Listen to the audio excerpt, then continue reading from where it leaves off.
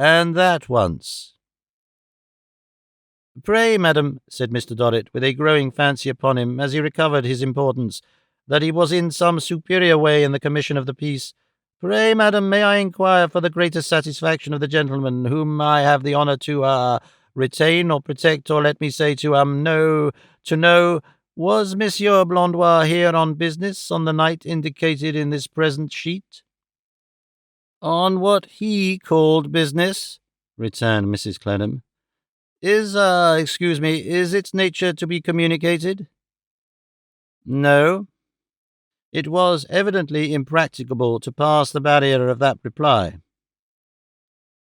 "The question has been asked before," said Mrs. Clennam, "and the answer has been no. We don't choose to publish our transactions, however unimportant, to all the town. We say no." "I mean he took away no money with him, for example," said Mr. Dorrit. "He took away none of ours, sir, and got none here." "I suppose," observed Mr. Dorrit, glancing from Mrs. Clennam to Mr. Flintwinch, and from Mr. Flintwinch to Mrs. Clennam, "you have no way of accounting to yourself for this mystery?" "Why do you suppose so?" rejoined Mrs. Clennam. Disconcerted by the cold and hard inquiry, Mr. Dorrit was unable to assign any reason for his supposing so. "I account for it, sir," she pursued, after an awkward silence on Mr. Dorrit's part, "by having no doubt that he is travelling somewhere or hiding somewhere."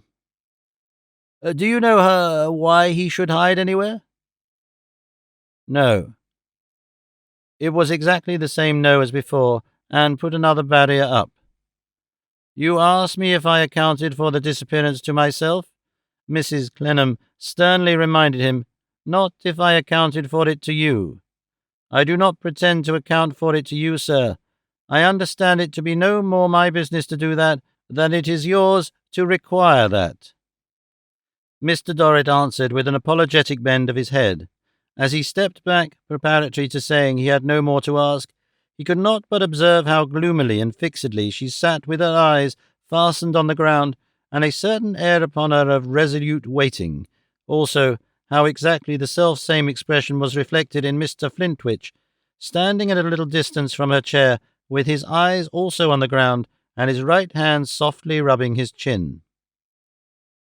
At that moment, Mistress Affery, of course the woman with the apron, dropped the candlestick she held, and cried out, "There! Oh, good Lord, there it is again! Jeremiah, now!" If there were any sound at all, it was so slight that she must have fallen into a confirmed habit of listening for sounds, but Mr. Dorrit believed he did hear a something, like the falling of dry leaves. The woman's terror, for a short space, seemed to touch the three, and they all listened. Mr. Flintwinch was the first to stir. "Affery, my woman," said he, sidling at her with his fists clenched, and his elbows quivering with impatience to shake her, "you are at your old tricks. You'll be walking in your sleep next, my woman, and playing the whole round of your distempered antics.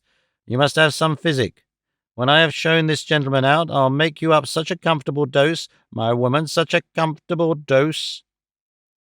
It did not appear altogether comfortable in expectation to Mistress Affery, but Jeremiah, without further reference to his healing medicine, took another candle from Mrs. Clennam's table, and said, "Now, sir, shall I light you down?"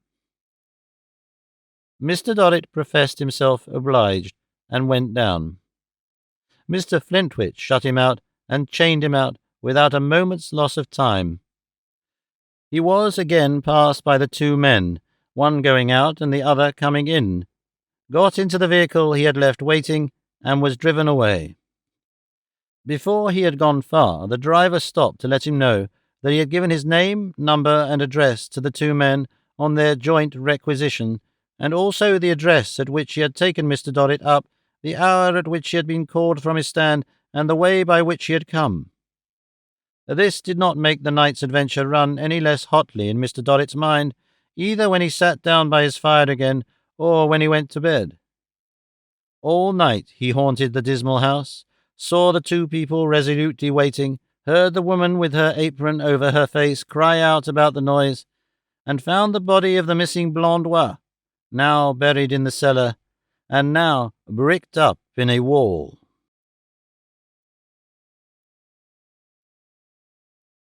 Chapter 18. A Castle in the Air. Manifold are the cares of wealth and state. Mr. Dorrit's satisfaction in remembering that it had not been necessary for him to announce himself to Clennam & Co., or to make an allusion to his having had any knowledge of the intrusive person of that name, had been damped overnight, while it was still fresh, by a debate that arose within him whether or no he should take the Marshalsea in his way back, and look at the old gate. He had decided not to do so, and had astonished the coachman by being very fierce with him for proposing to go over London Bridge and recross the river by Waterloo Bridge, a course which would have taken him almost within sight of his old quarters. Still, for all that, the question had raised a conflict in his breast, and for some odd reason or no reason, he was vaguely dissatisfied. Even at the Myrtle dinner table next day, he was so out of sorts about it that he continued at intervals to turn it over and over in a manner frightfully inconsistent with the good society surrounding him. It made him hot to think that the chief butler's opinion of him would have been, if that illustrious personage could have plumbed with that heavy eye of his the stream of his meditations. The farewell banquet was of a gorgeous nature, and wound up his visit in a most brilliant manner. Fanny combined with the attractions of her youth and beauty a certain weight of self-sustainment, as if she had been married 20 years. He felt that he could leave her with a quiet mind to tread the paths of distinction, and wished, but without abatement of patronage, and without prejudice to the retiring virtues of his favourite child, that he had such another daughter. "My dear," he told her at parting, "our family looks to you to assert its dignity and maintain its importance. I know you will never disappoint it." "No, Papa," said Fanny. "You may rely upon that, I think. My best love to dearest Amy, and I will write to her very soon." "Shall I convey any message to anybody else?" asked Mr. Dorrit, in an insinuating manner. "Papa," said Fanny, before whom Mrs. General instantly loomed. "No, I thank you. You are very kind, Pa, but I must beg to be excused. There is no other message to send. I thank you, dear Papa, that it would be at all agreeable to you to take." They parted in an outer drawing-room, where only Mr. Sparkler waited on his lady, and dutifully bided his time for shaking hands. When Mr. Sparkler was admitted to this closing audience, Mr. Merdle came creeping in with not much more appearance of arms in his sleeves than if he had been the twin brother of Miss Biffin, and insisted on escorting Mr. Dorrit downstairs.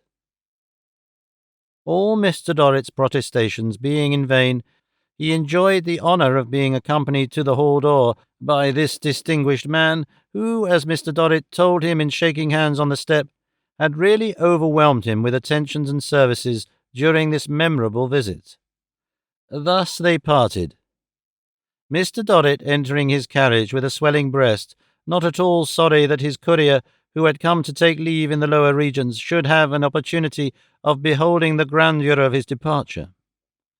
The aforesaid grandeur was yet full upon Mr. Dorrit when he alighted at his hotel.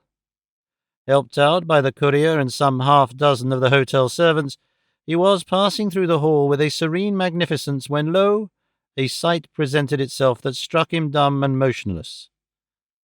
John Chivery, in his best clothes, with his tall hat under his arm, his ivory-handled cane genteelly embarrassing his deportment, and a bundle of cigars in his hand. "Now, young man," said the porter, "this is the gentleman. This young man has persisted in waiting, sir, saying you would be glad to see him." Mr. Dorrit glared on the young man, choked, and said in the mildest of tones, "Ah, young John, it is young John, I think, is it not?" "Yes, sir," returned young John. "Ah, I thought it was young John," said Mr. Dorrit. "The young man may come up," turning to the attendants as he passed on. "Oh, yes, he may come up. Let young John follow. I will speak to him above." Young John followed, smiling and much gratified. Mr. Dorrit's rooms were reached, candles were lighted, the attendants withdrew. "Now, sir," said Mr. Dorrit, turning round upon him and seizing him by the collar when they were safely alone, "what do you mean by this?" The amazement and horror depicted in the unfortunate John's face, for he had rather expected to be embraced next, were of that powerfully expressive nature that Mr. Dorrit withdrew his hand and merely glared at him. "How dare you do this?" said Mr. Dorrit. "How do you presume to come here? How dare you insult me?" "I insult you, sir?" cried young John. "Oh, yes, sir," returned Mr. Dorrit. "Insult me. Your coming here is an affront, an impertinence, an audacity. You are not wanted here. Who sent you here? What the devil do you do here?" "I thought, sir," said young John, with as pale and shocked a face as ever had been turned to Mr. Dorrit's in his life, even in his college life, "I thought, sir, you mightn't object to having the goodness to accept a bundle." "Damn your bundle, sir!" cried Mr. Dorrit, in irrepressible rage. I don't smoke." "I humbly beg your pardon, sir. You used to?" "Tell me that again," cried Mr. Dorrit, quite beside himself, "and I'll take the poker to you." John Chivery backed to the door. "Stop, sir!" cried Mr. Dorrit. "Stop! Sit down! Confound you! Sit down!" John Chivery dropped into the chair nearest the door, and Mr. Dorrit walked up and down the room, rapidly at first, then more slowly. Once he went to the window and stood there with his forehead against the glass. All of a sudden he turned and said, "What else did you come for, sir?" "Nothing else in the world, sir. Oh, dear me, only to say, sir, that I hoped you was well, and only to ask if Miss Amy was well." "What's that to you, sir?" retorted Mr. Dorrit. "It's nothing to me, sir, by rights. I never thought of lessening the distance betwixt us, I'm sure. I know it's a liberty, sir, but I never thought you'd have taken it ill. On my word and honour, sir," said young John with emotion. "In my poor way, I'm proud to have come, I assure you. If I had thought so—" Mr. Dorrit was ashamed. He went back to the window and leaned his forehead against the glass for some time. When he turned, he had his handkerchief in his hand, and he had been wiping his eyes with it, and he looked tired and ill. "Young John, I am very sorry to have been hasty with you, but some remembrances are not happy remembrances, and you shouldn't have come." "I feel that now, sir," returned John Chivery, "but I didn't before, and heaven knows I meant no harm, sir." "No, no," said Mr. Dorrit. "I am sure of that. Give me your hand, young John, give me your hand." Young John gave it, but Mr. Dorrit had driven his heart out of it, and nothing could change his face now from its white, shocked look. "There," said Mr. Dorrit, slowly shaking hands with him. "Sit down again, young John." "Thank you, sir, but I'd rather stand." Mr. Dorrit sat down instead. After painfully holding his head a little while, he turned it to his visitor and said, with an effort to be easy, "And how is your father, young John? How are they all, young John?" "Thank you, sir. They're all pretty well, sir. They're not anyways complaining." You are in old business, I see, John," said Mr. Dorrit, with a glance at the offending bundle he had anathematized. "Partly, sir, I am in my—" John hesitated a little. "Father's business likewise."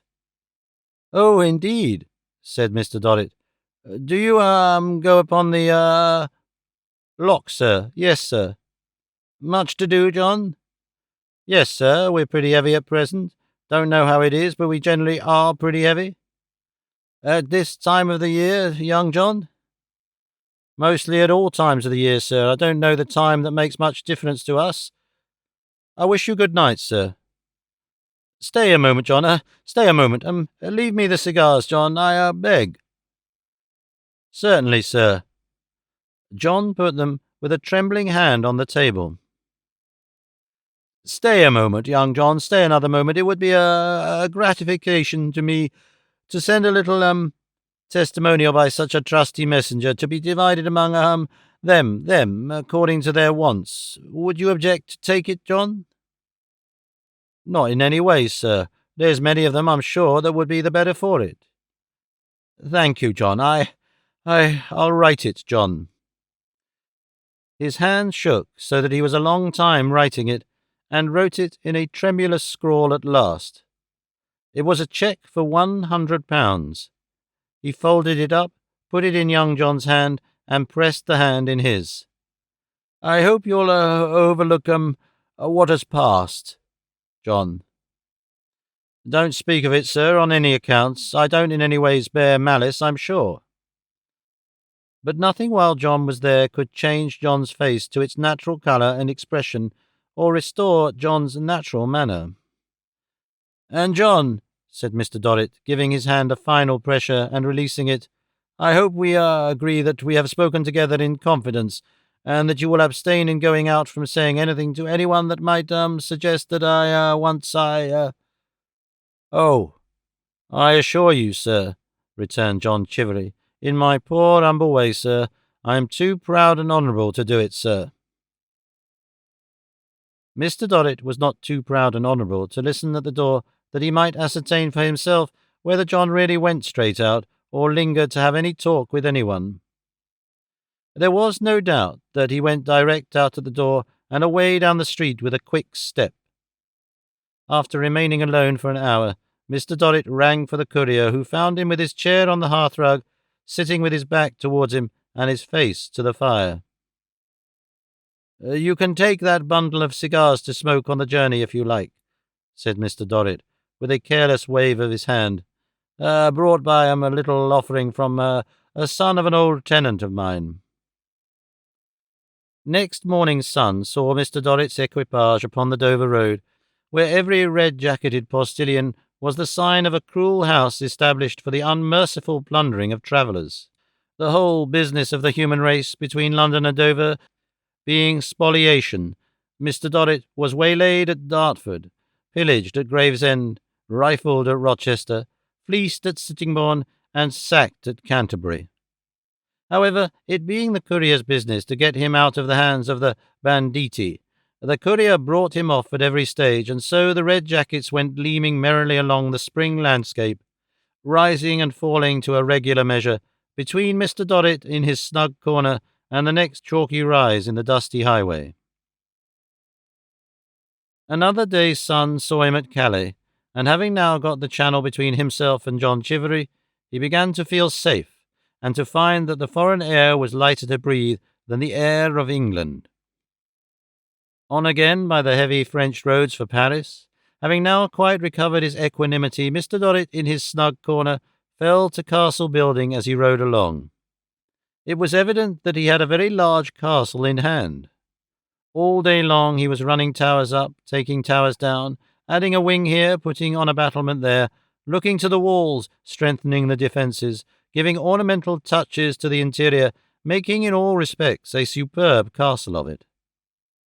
His preoccupied face so clearly denoted the pursuit in which he was engaged that every cripple at the post-houses, not blind, who shoved his little battered tin box in at the carriage window for charity in the name of heaven, charity in the name of Our Lady, charity in the name of all the saints, knew as well what work he was at, as their countryman Lebrun could have known it himself, though he had made that English traveller the subject of a special physiognomical treatise. Arrived at Paris, and resting there 3 days, Mr. Dorrit strolled much about the streets alone, looking in at the shop windows, and particularly the jewellers' windows. Ultimately, he went into the most famous jeweller's, and said he wanted to buy a little gift for a lady. It was a charming little woman to whom he said it, a sprightly little woman, dressed in perfect taste, who came out of a green velvet bower to attend upon him, from posting up some dainty little books of account which one could hardly suppose to be ruled for the entry of any articles more commercial than kisses, at a dainty little shining desk which looked in itself like a sweetmeat. For example, then, said the little woman, what species of gift did monsieur desire? A love gift? Mr. Dorrit smiled and said, perhaps. What did he know? It was always possible, the sex being so charming. Would she show him some? Most willingly, said the little woman, flattered and enchanted to show him many. But pardon, to begin with, he would have the great goodness to observe that there were love gifts, and there were nuptial gifts. For example, these ravishing earrings and this necklace so superb to correspond were what one called a love gift. These brooches and these rings of a beauty so gracious and celestial were what one called, with the permission of Monsieur, nuptial gifts. Perhaps it would be a good arrangement, Mr. Dorrit hinted, smiling, to purchase both, and to present the love gift first, and to finish with the nuptial offering. Ah, heaven, said the little woman, laying the tips of the fingers of her two little hands against each other, that would be generous indeed. That would be a special gallantry. And without doubt the lady so crushed with gifts would find them irresistible. Mr. Dorrit was not so sure of that. But, for example, the sprightly little woman was very sure of it, she said. So Mr. Dorrit bought a gift of each sort and paid handsomely for it. As he strolled back to his hotel afterwards, he carried his head high, having plainly got up his castle now to a much loftier altitude than the 2 square towers of Notre Dame. Building away with all his might, but reserving the plans of his castle exclusively for his own eye, Mr. Dorrit posted away for Marseille. Building on, busily, from morning to night. Falling asleep and leaving great blocks of building materials dangling in the air, waking again to resume work and get them into their places. What time the courier in the rumble, smoking young John's best cigars, left a little thread of thin light smoke behind, perhaps as he built a castle or two with stray pieces of Mr. Dorrit's money. Not a fortified town that they passed in all their journey was as strong, not a cathedral summit was as high as Mr. Dorrit's castle. Neither the Saône nor the Rhône sped with the swiftness of that peerless building, nor was the Mediterranean deeper than its foundations, nor were the distant landscapes on the Cornice road, nor the hills and bay of Genoa the superb more beautiful. Mr. Dorrit and his matchless castle were disembarked among the dirty white houses and dirtier felons of Civita Vecchia, and thence scrambled on to Rome as they could, through the filth that festered on the way.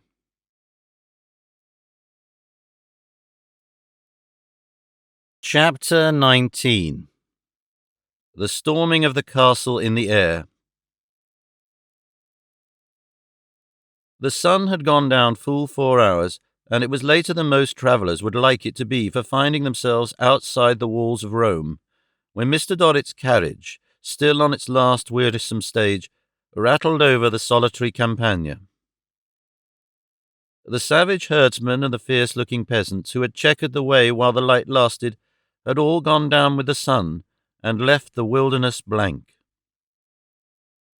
At some turns of the road, a pale flare on the horizon, like an exhalation from the ruin-sown land, showed that the city was yet far off. But this poor relief was rare and short-lived. The carriage dipped down again into a hollow of the black dry sea, and for a long time there was nothing visible save its petrified swell and the gloomy sky. Mr. Dorrit, though he had his castle building to engage his mind, could not be quite easy in that desolate place. He was far more curious in every swerve of the carriage and every cry of the postilions than he had been since he quitted London. The valet on the box evidently quaked. The courier in the rumble was not altogether comfortable in his mind. As often as Mr. Dorrit let down the glass and looked back at him, which was very often, he saw him smoking John Chivery out, it is true, but still generally standing up the while and looking about him, like a man who had his suspicions and kept upon his guard. Then would Mr. Dorrit, pulling up the glass again, reflect that those postilions were cut-throat-looking fellows, and that he would have done better to have slept at Civita Vecchia, and have started betimes in the morning. But for all this, he worked at his castle in the intervals. And now, fragments of ruinous enclosure, yawning windows gap and crazy wall, deserted houses, leaking wells, broken water tanks, spectral cypress trees, patches of tangled vine, and the changing of the track to a long, irregular, disordered lane where everything was crumbling away, from the unsightly buildings to the jolting road. Now, these objects showed that they were nearing Rome. And now, a sudden twist and stoppage of the carriage inspired Mr. Dorrit with the mistrust that the brigand moment was coming for twisting him into a ditch and robbing him, until, letting down the glass again and looking out, he perceived himself assailed by nothing worse than a funeral procession, which came mechanically chaunting by, with an indistinct show of dirty vestments, lurid torches, swinging censers, and a great cross borne before a priest. He was an ugly priest by torchlight, of a lowering aspect, with an overhanging brow, and as his eyes met those of Mr. Dorrit, looking bareheaded out of the carriage, his lips, moving as they chaunted, seemed to threaten that important traveller. Likewise the action of his hand, which was in fact his manner of returning the traveller's salutation, seemed to come in aid of that menace. So thought Mr. Dorrit, made fanciful by the weariness of building and travelling, as the priest drifted past him, and the procession straggled away, taking its dead along with it. Upon their so different way went Mr. Dorrit's company too, and soon, with their coachload of luxuries from the two great capitals of Europe, they were, like the Goths, reversed, beating at the gates of Rome. Mr. Dorrit was not expected by his own people that night. He had been, but they had given him up until tomorrow, not doubting that it was later than he would care in those parts to be out. Thus, when his equipage stopped at his own gate, no one but the porter appeared to receive him. Was Miss Dorrit from home? He asked. No, she was within. Good, said Mr. Dorrit to the assembling servants. Let them keep where they were. Let them help to unload the carriage. He would find Miss Dorrit for himself. So he went up his grand staircase, slowly and tired, and looked into various chambers which were empty, until he saw a light in a small anteroom. It was a curtained nook like a tent, within two other rooms, and it looked warm and bright in colour as he approached it through the dark avenue they made. There was a draped doorway, but no door, and as he stopped here, looking in unseen, he felt a pang. Surely not like jealousy, for why like jealousy? There was only his daughter and his brother there, he with his chair drawn to the hearth, enjoying the warmth of the evening wood fire, she seated at a little table, busied with some embroidery work. Allowing for the great difference in the still life of the picture, the figures were much the same as of old, his brother being sufficiently like himself to represent himself for a moment in the composition. So had he sat many a night over a coal fire far away, so had she sat, devoted to him. Yet surely there was nothing to be jealous of in the old miserable poverty. Whence then the pang in his heart? Do you know, uncle, I think you are growing young again. Her uncle shook his head and said, Since when, my dear, since when? I think, returned little Dorrit, plying her needle, that you have been growing younger for weeks past. So cheerful, uncle, and so ready and so interested. My dear child, all me, uncle. Yes, yes, you have done me a world of good. You have been so considerate of me and so tender with me and so delicate in trying to hide your attentions from me that well, it's treasured up, my darling, treasured up. There is nothing in it but your own fresh fancy, uncle, said little Dorrit cheerfully. Well, murmured the old man. Thank God. She paused for an instant in her work to look at him, and her look revived that former pain in her father's breast. In his poor, weak breast, so full of contradictions, vacillations, inconsistencies, the little peevish perplexities of this ignorant life, mists which the morning without a night only can clear away. I have been freer with you, you see, my dove, said the old man, since we have been alone. I say alone, for I don't count Mrs. General. I don't care for her. She has nothing to do with me. But I know Fanny was impatient of me, and I don't wonder at it or complain of it, for I am sensible that I must be in the way, though I try to keep out of it as well as I can. I know I am not fit company for our company. My brother William, said the old man admiringly, is fit company for monarchs, but not so your uncle, my dear. Frederick Dorrit is no credit to William Dorrit, and he knows it quite well. Ah, why, here's your father, Amy. My dear William, welcome back. My beloved brother, I am rejoiced to see you. Turning his head in speaking, he had caught sight of him as he stood in the doorway.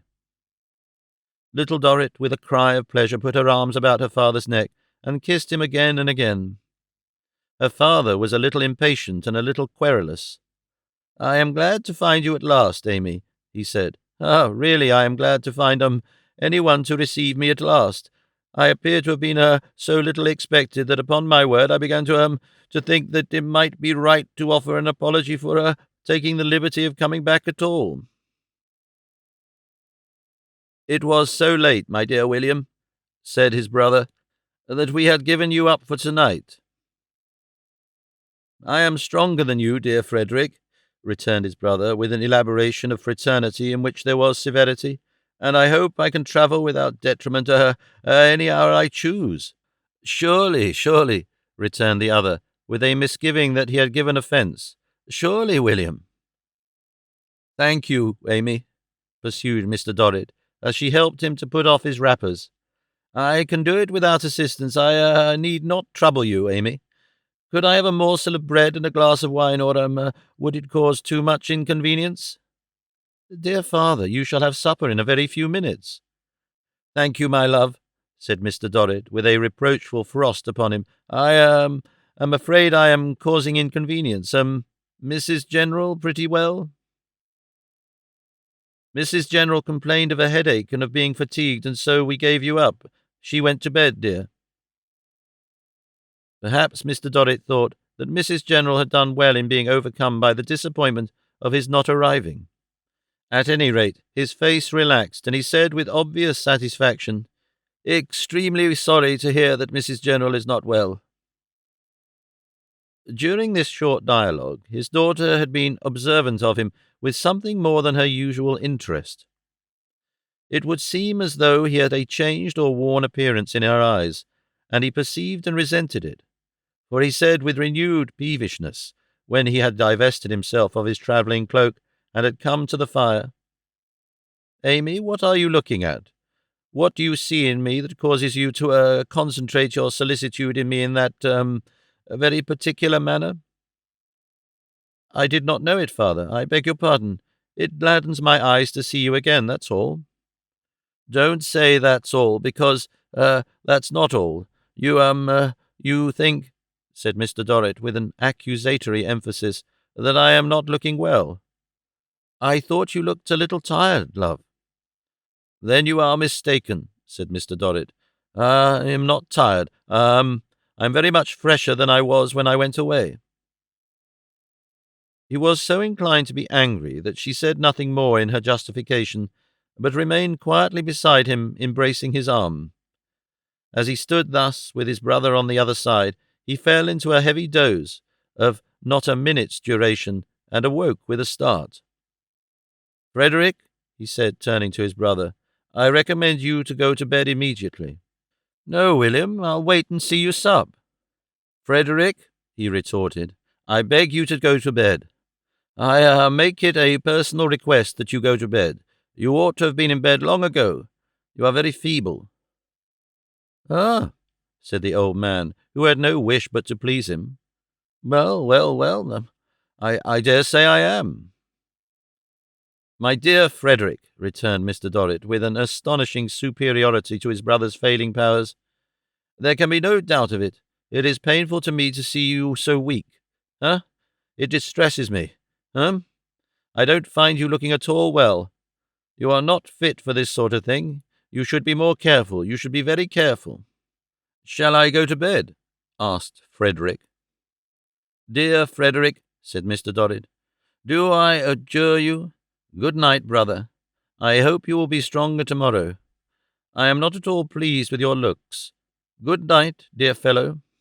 After dismissing his brother in this gracious way, he fell into a doze again before the old man was well out of the room, and he would have stumbled forward upon the logs but for his daughter's restraining hold. "Your uncle wanders very much, Amy," he said, when he was thus roused. "He is less coherent, and his conversation is more broken than I have ever known. Has he had any illness since I have been gone?" "No, father." "You see a great change in him, Amy?" "I have not observed it, dear." "Greatly broken," said Mr. Dorrit. "Greatly broken. My poor affectionate failing Frederick.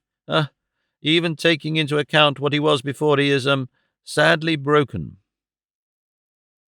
His supper, which was brought to him there, and spread upon the little table where he had seen her working, diverted his attention. She sat at his side as in the days that were gone, for the first time since those days ended. They were alone, and she helped him to his meat and poured out his drink for him, as she had been used to do in the prison. All this happened now for the first time since their accession to wealth. She was afraid to look at him much after the offence he had taken, but she noticed 2 occasions in the course of his meal when he all of a sudden looked at her and looked about him, as if the association was so strong that he needed assurance from his sense of sight that they were not in the old prison room. Both times he put his hand to his head as if he missed his old black cap, though it had been ignominiously given away in the Marshalsea and had never got free to that hour, but still hovered about the yards on the head of his successor. He took very little supper, but was a long time over it, and often reverted to his brother's declining state. Though he expressed the greatest pity for him, he was almost bitter upon it. He said that poor Frederick drivelled. There was no other word to express it. Drivelled. Poor fellow! It was melancholy to reflect what Amy must have undergone from the excessive tediousness of his society, wandering and babbling on, poor dear estimable creature, wandering and babbling on, if it had not been for the relief she had had in Mrs. General. Extremely sorry, he then repeated with his former satisfaction, that her superior woman was poorly. Little Dorrit, in her watchful love, would have remembered the lightest thing he said or did that night, though she had had no subsequent reason to recall that night. She always remembered that when he looked about him under the strong influence of the old association, he tried to keep it out of her mind, and perhaps out of his own too, by immediately expatiating on the great riches and great company that had encompassed him in his absence, and on the lofty position he and his family had to sustain. Nor did she fail to recall that there were 2 undercurrents, side by side, pervading all his discourse and all his manner. One showing her how well he had got on without her, and how independent he was of her. The other, in a fitful and unintelligible way, almost complaining of her, as if it had been possible that she had neglected him while he was away. His telling her of the glorious state that Mr. Merdle kept, and of the court that bowed before him, naturally brought him to Mrs. Merdle. So naturally, indeed, that although there was an unusual want of sequence in the greater part of his remarks, he passed to her at once, and asked how she was. "She is very well. She is going away next week." "Home?" asked Mr. Dorrit. "After a few weeks' stay upon the road." "She will be a vast loss here," said Mr. Dorrit, "a vast acquisition at home, to Fanny and to the rest of the great world." Little Dorrit thought of the competition that was to be entered upon, and assented very softly. "Mrs. Merdle is going to have a great farewell assembly, dear, and a dinner before it. She has been expressing her anxiety that you should return in time. She has invited both you and me to her dinner." "She is very kind. When is the day?" "The day after tomorrow." "Write round in the morning and say that I have returned and shall be delighted." "May I walk with you up the stairs to your room, dear?" "No," he answered, looking angrily round, for he was moving away as if forgetful of leave-taking. You may not, Amy. I want no help. I am your father, not your infirm uncle. He checked himself as abruptly as he had broken into this reply and said, You have not kissed me, Amy. Good night, my dear. We must marry you, now. With that, he went more slowly and more tired up the staircase to his rooms, and, almost as soon as he got there, dismissed his valet. His next care was to look about him for his Paris purchases, and, after opening their cases and carefully surveying them, to put them away under lock and key. After that, what with dozing and what with castle building, he lost himself for a long time, so that there was a touch of morning on the eastward rim of the desolate Campagna when he crept to bed. Mrs. General sent up her compliments in good time next day, and hoped he had rested well after this fatiguing journey. He sent down his compliments, and begged to inform Mrs. General that he had rested very well indeed, and was in high condition. Nevertheless, he did not come forth from his own rooms until late in the afternoon, and although he then caused himself to be magnificently arrayed for a drive with Mrs. General and his daughter, his appearance was scarcely up to his description of himself.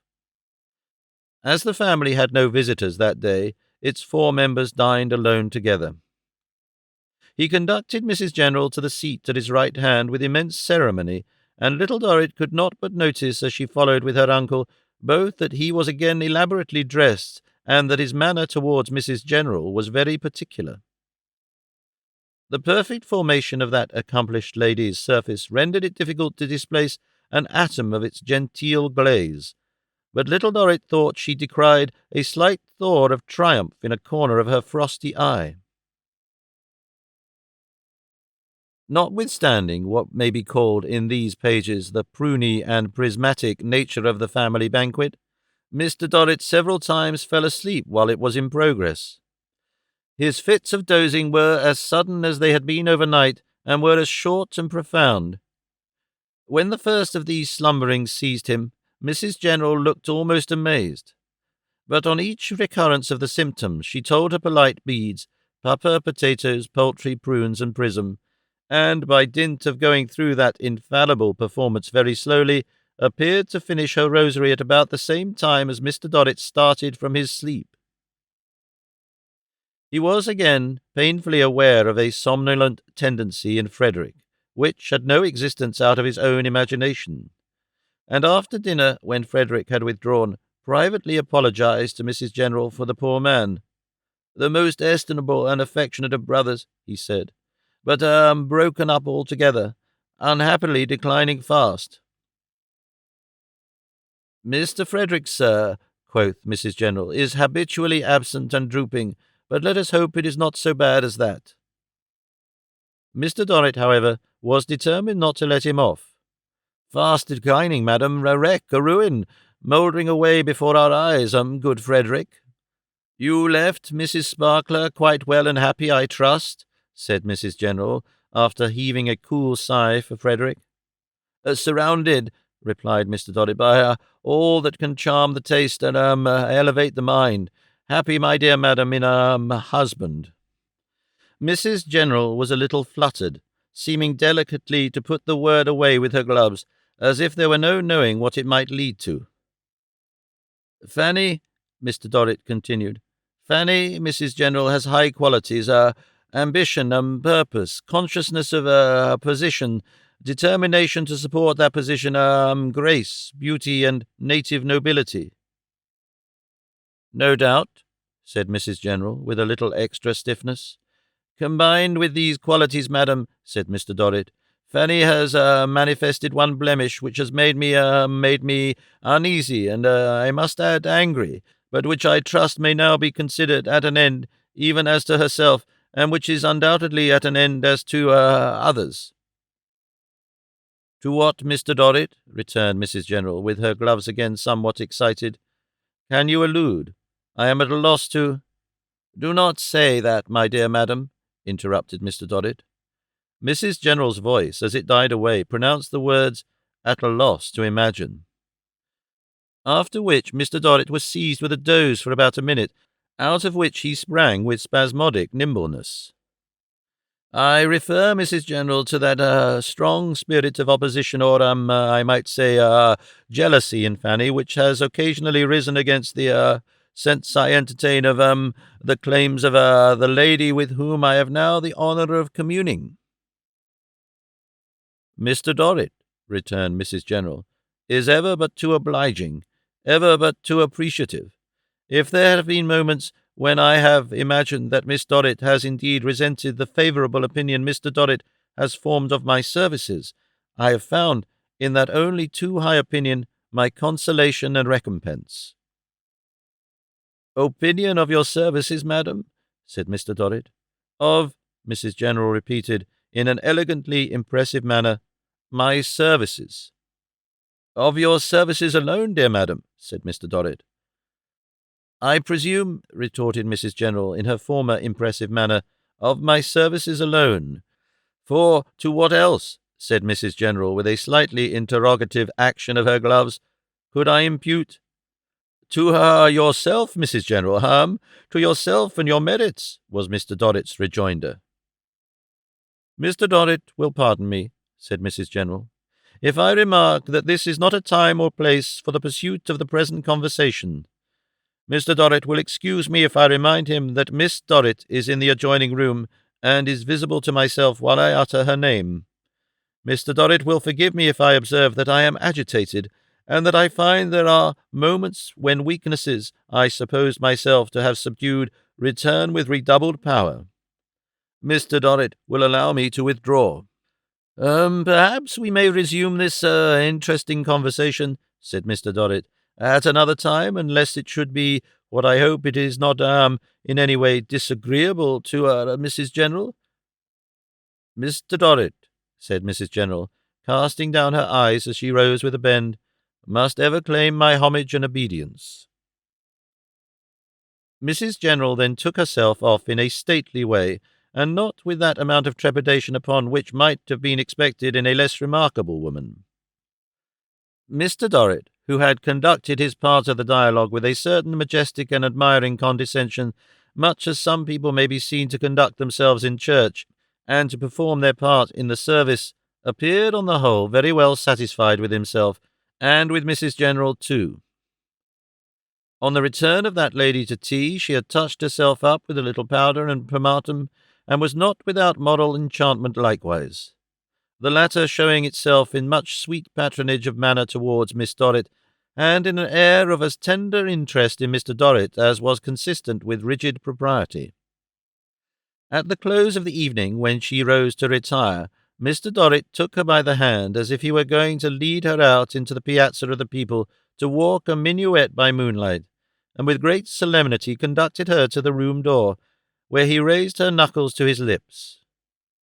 Having parted from her with what may be conjectured to have been a rather bony kiss of a cosmetic flavour, he gave his daughter his blessing graciously, and having thus hinted that there was something remarkable in the wind, he again went to bed.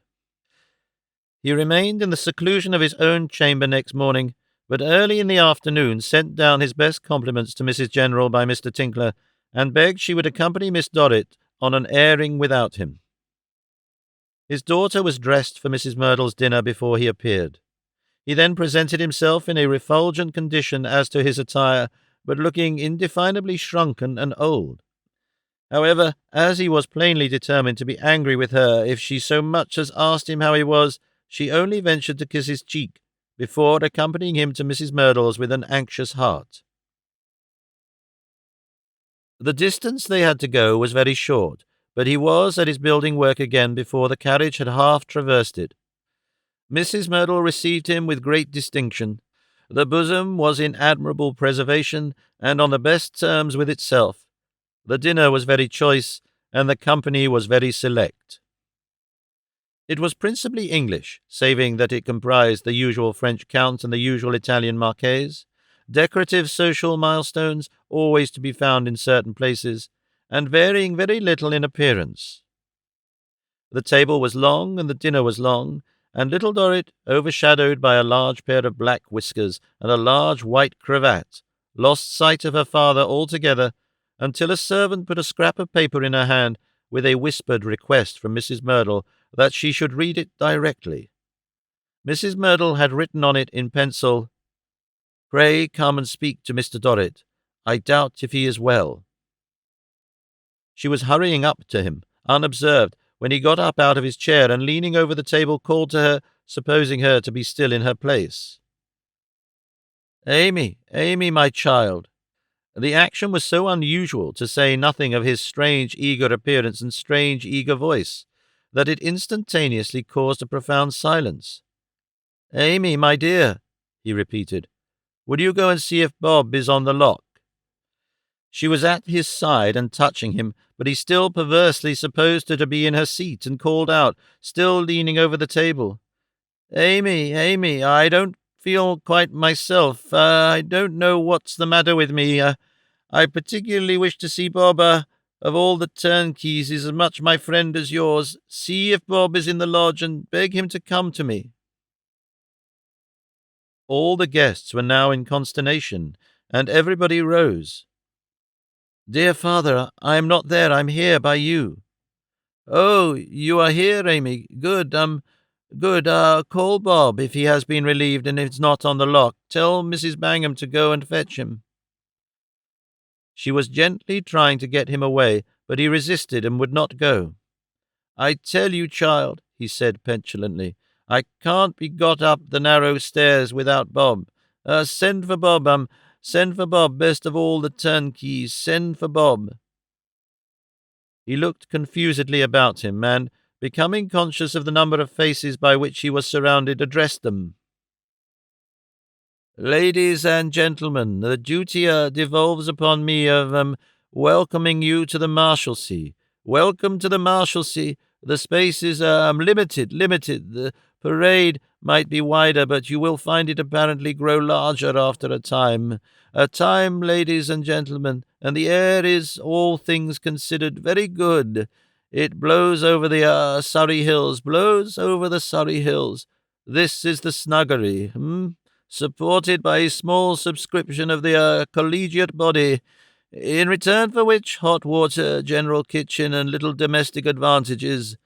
Those who are habituated to the Marshalsea are pleased to call me its father. I am accustomed to be complimented by strangers as the father of the Marshalsea.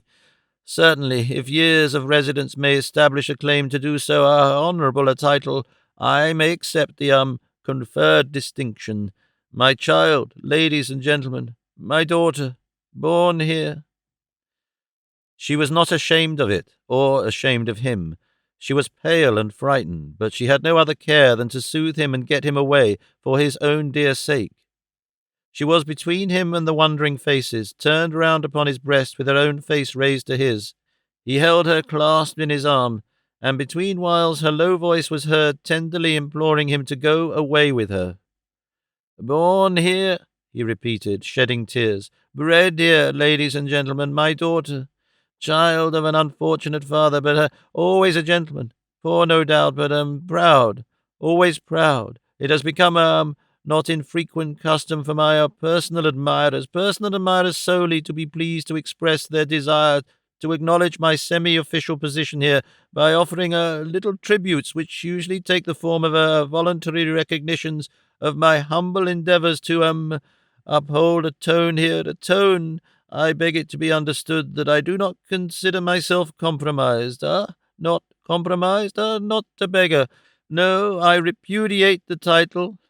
At the same time, far be it from me to put down the fine feelings by which my partial friends are actuated, the slight of scrupling to admit that those offerings are highly acceptable. On the contrary, they are most acceptable. In my child's name, if not in my own, I make the admission in all the fullest manner, at the same time reversing shall I say, my personal dignity. Ladies and gentlemen, God bless you all." By this time the exceeding mortification undergone by the bosom had occasioned the withdrawal of the greater part of the company into other rooms. The few who had lingered thus long followed the rest, and little Dorrit and her father were left to the servants and themselves. Dearest and most precious to her, he would have come with her now, would he not? He replied to her fervid entreaties that he would never be able to get up the narrow stairs without Bob. Where was Bob? Would nobody fetch Bob? Under pretence of looking for Bob, she got him out against the stream of gay company now pouring in for the evening assembly, and got him into a coach that had just set down its load, and got him home. The broad stairs of his Roman palace were contracted in his failing sight to the narrow stairs of his London prison, and he would suffer no one but her to touch him, his brother excepted. They got him up to his room without help, and laid him down on his bed. And from that hour his poor maimed spirit, only remembering the place where it had broken its wings, cancelled the dream through which it had since groped, and knew of nothing beyond the Marshalsea. When he heard footsteps in the street, he took them for the old weary tread in the yards. When the hour came for locking up, he supposed all strangers to be excluded for the night. When the time for opening up came again, he was so anxious to see Bob that they were fain to patch up a narrative how that Bob, many a year dead then, gentle turnkey, had taken cold, but hoped to be out tomorrow, or the next day, or the next at furthest. He fell away into a weakness so extreme that he could not raise his hand, but he still protected his brother according to his long usage, and would say with some complacency 50 times a day when he saw him standing by his bed, "My good Frederick, sit down, you are very feeble indeed." They tried him with Mrs. General, but he had not the faintest knowledge of her. Some injurious suspicion lodged itself in his brain that she wanted to supplant Mrs. Bangham, and that she was given to drinking. He charged her with it in no measured terms, and was so urgent with his daughter to go round to the Marshal and entreat him to turn her out, that she was never reproduced after the first failure. Saving that, he once asked if Tip had gone outside. The remembrance of his 2 children not present seemed to have departed from him. But the child who had done so much for him, and had been so poorly repaid, was never out of his mind. Not that he spared her, or was fearful of her being spent by watching and fatigue. He was not more troubled on that score than he had usually been. No, he loved her in his old way. They were in the jail again, and she tended him, and he had constant need of her, and could not turn without her, and he even told her sometimes that he was content to have undergone a great deal for her sake. As to her, she bent over his bed with her quiet face against his, and would have laid down her own life to restore him. When he had been sinking in this painless way for 2 or 3 days, she observed him to be troubled by the ticking of his watch, a pompous gold watch that made as great a to-do about its going as if nothing else went but itself and time. She suffered it to run down, but he was still uneasy, and showed that was not what he wanted. At length he roused himself to explain that he wanted money to be raised on this watch. He was quite pleased when she pretended to take it away for the purpose, and afterwards had a relish for his little tastes of wine and jelly that he had not had before. He soon made it plain that this was so, for in another day or 2 he sent off his sleeve-buttons and finger-rings. He had an amazing satisfaction in entrusting her with these errands, and appeared to consider it equivalent to making the most methodical and provident arrangements. After his trinkets, or such of them as he had been able to see about them, were gone, his clothes engaged his attention, and it is as likely as not that he was kept alive for some days by the satisfaction of sending them, piece by piece, to an imaginary pawnbroker's. Thus for 10 days little Dorrit bent over his pillow, laying her cheek against his. Sometimes she was so worn out that for a few minutes they would slumber together. Then she would awake, to recollect with fast-flowing silent tears what it was that touched her face, and to see, stealing over the cherished face upon the pillow, a deeper shadow than the shadow of the Marshalsea wall. Quietly, quietly, all the lines of the plan of the great castle melted one after another. Quietly, quietly, the ruled and cross-ruled countenance on which they were traced became fair and blank. Quietly, quietly, the reflected marks of the prison bars and of the zigzag iron on the wall top faded away. Quietly, quietly, the face subsided into a far younger likeness of her own than she had ever seen under the grey hair, and sank to rest. At first her uncle was stark distracted. "Oh, my brother! Oh, William! You to go before me, you to go alone, you to go, and I to remain. You, so far superior, so distinguished, so noble. I, a poor, useless creature fit for nothing, and whom no one would have missed." It did her, for the time, the good of having him to think of and to succour. "Uncle, dear uncle, spare yourself, spare me." The old man was not deaf to the last words.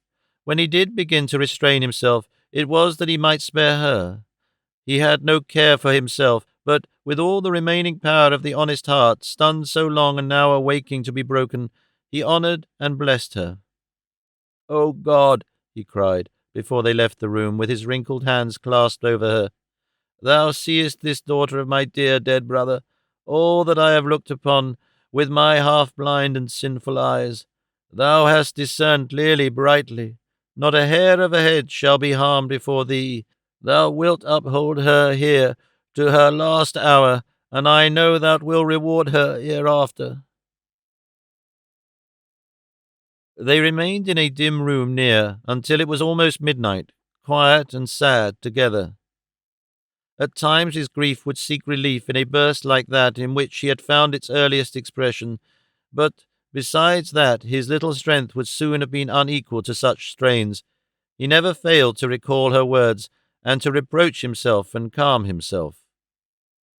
The only utterance with which he indulged his sorrow was the frequent exclamation that his brother was gone alone, that they had been together in the outset of their lives, that they had fallen into misfortune together, that they had kept together through their many years of poverty, that they had remained together to that day, and that his brother was gone alone. Alone.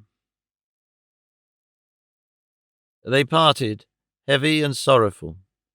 She would not consent to leave him anywhere but in his own room, and she saw him lie down in his clothes upon his bed, and covered him with her own hands.